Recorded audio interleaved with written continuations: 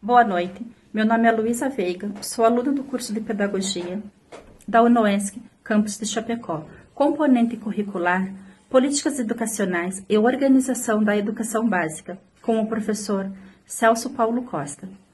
E hoje, eu e minhas colegas Amanda e Gabriele, vamos apresentar um trabalho no contexto étnico-racial no Brasil. A formação étnico-racial no Brasil é marcada por uma história de desigualdades profundamente estruturadas desde o período colonial. A partir do século XVI, mais de 4 milhões de africanos foram trazidos à força para o território brasileiro, compondo um dos maiores sistemas escravagistas do mundo. Esse modelo econômico e social não apenas marcou a construção da sociedade brasileira, mas também deixou raízes que se expressam até hoje. Antes mesmo da abolição, diversas formas de resistências negras se consolidaram.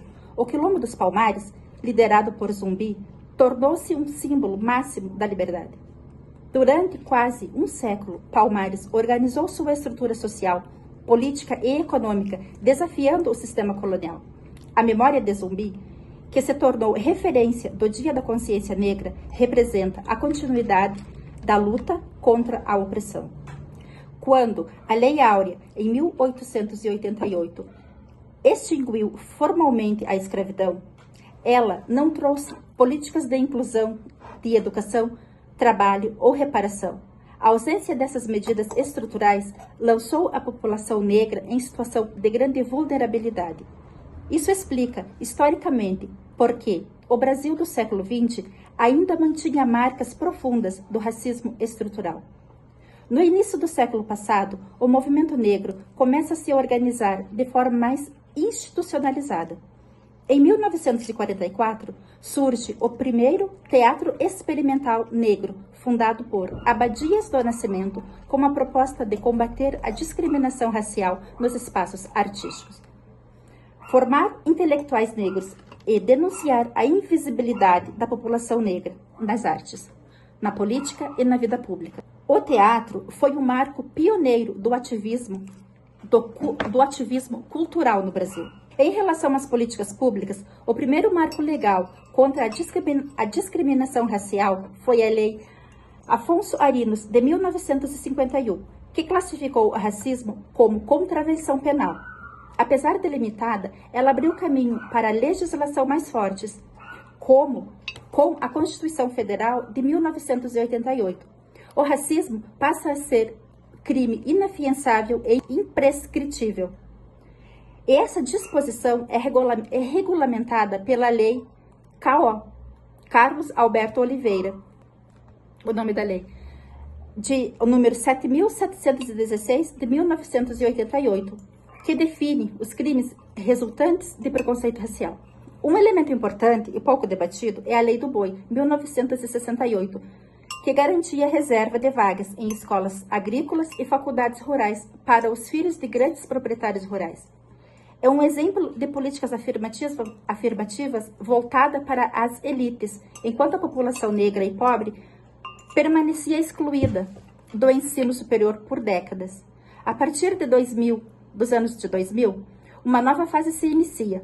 A Lei 10.639 de 2003, posteriormente ampliada pela Lei 11.645 de 2008, torna obrigatório o ensino da história e cultura afro-brasileira e indígena, fortalecendo o papel da escola na formação crítica e antirracista. Em 2012, a Lei de Cotas, a Lei de número 12.711, inaugura uma transformação histórica no ensino superior brasileiro, estabelecendo vagas reservadas para estudantes de escolas públicas com critérios raciais e socioeconômicos. Essas políticas impactaram diretamente o cenário atual. Segundo o IBGE, o Brasil é composto por aproximadamente 45,3% de pessoas pardas, 10,6% de pessoas pretas, 42,8% de pessoas brancas e 1,7% de pessoas indígenas. Ou seja, a população negra, pretos e pardos, representa 56% das pessoas do país, sendo a maioria numérica, mas ainda a minoria em acesso à renda, à educação superior e a espaços de poder. A desigualdade racial é evidente quando observamos indicadores como renda média, desemprego e escolaridade, todos desfavoráveis à população preta e parda. Nesse sentido, as universidades tornam-se espaços fundamentais para enfrentar as desigualdades históricas.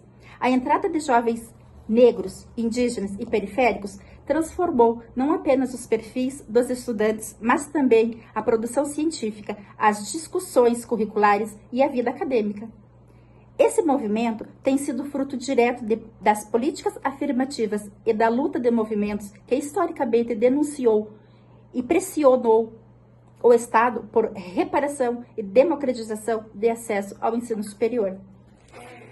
E nesse contexto, as universidades assumem responsabilidade no processo à democratização de acesso, especialmente com políticas de cotas, que transforma o perfil do ensino superior e permite maior diversidade no ambiente acadêmico.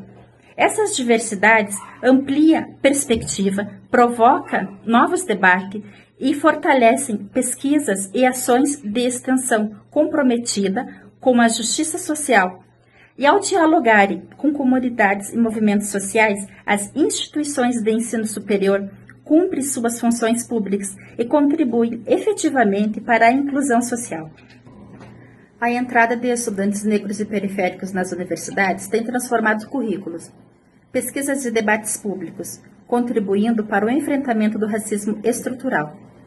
Ao longo dessa trajetória, os movimentos negros brasileiros têm sido protagonistas na denúncia das desigualdades, na formação de políticas e na valorização cultural e na defesa de direitos que hoje fundamentam nossa democracia. O percurso histórico demonstra que a luta antirracista é contínua e que os avanços, como as leis, políticas afirmativas e a produção intelectual negra, são conquistas que precisam ser reconhecidas e fortalecidas.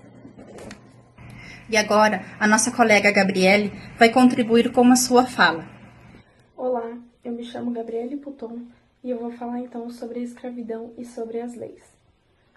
Então, no Brasil, a escravidão ela durou cerca de 400 anos. Indígenas e africanos foram mortos, torturados e explorados. Os negros foram levados para a região por meio do chamado navios negreiros. Além de serem utilizados como mão de obra escrava, esses povos também tiveram suas identidades culturais, valores e costumes suprimidos pelos colonizadores, que achavam necessário forçar esses povos a se adaptar ao modelo de vida europeu. Os grupos escravizados, durante esse período, não possuíam direito nenhum. Foi só em 1757 que esses grupos passaram a aparecer no ordenamento jurídico como sujeitos e não como objetos. Isso aconteceu ainda de forma abusiva com o estabelecimento do Diretório dos Índios, uma lei que garantia a liberdade dos indígenas que seguissem os padrões de vida europeus. A abolição formal da escravidão e a conquista pelo direito fundamental da liberdade dos negros só aconteceu de forma generalizada em 1888, com a promulgação da Lei Áurea. Com isso, o Brasil foi o último país das Américas a abolir a escravidão. Porém, mesmo com essas leis, os povos continuavam sem a garantia de vários outros direitos fundamentais. Então, nos Estados Unidos, o regime proibia que os negros frequentassem os mesmos locais que os brancos.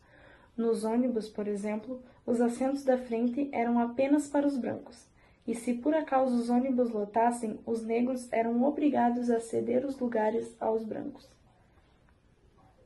Além disso, os direitos civis dos negros não eram conhecidos, não eram reconhecidos, o que gerou um movimento de luta pela sua reivindicação. Um dos líderes desse movimento foi Martin Luther King, que organizou a Marcha sobre Washington, com cerca de 250 mil pessoas. Como resultado dessa e do conjunto de ações e movimentos, em 1964, encerrando legalmente a segregação racial, mas que ainda deixou diversas consequências que podem ser vistas até hoje. Então, por fim, na África do Sul, o regime de segregação ficou conhecido como apartheid, e também consistiu na separação entre negros e brancos nos espaços públicos.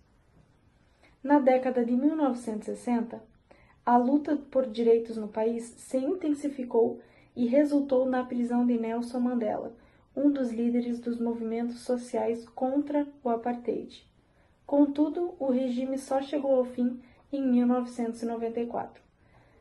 Então, seria isso a minha pesquisa. Eu usei esses textos através de um vídeo que eu vi, que eu vou tentar deixar o link aqui. E seria isso. Muito obrigada pela atenção. E em seguida, a nossa colega Amanda vai contribuir com a sua fala. O termo étnico-racial se refere a um conjunto de coisas, sendo assim a identidade, etnia e raça.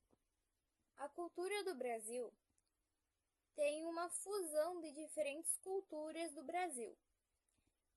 Temos a cultura indígena, portuguesa, africana, temos agora os venezuelanos, haitianos, entre outros que trouxeram a sua cultura de lá para cá.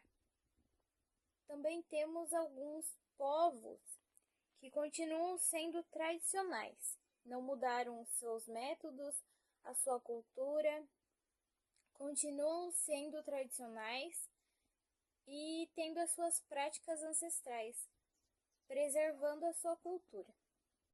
Característica étnico-racial não é apenas fruto da discriminação atual, mas também é herança da história de desvantagem acumulada por gerações anteriores devido ao racismo estrutural.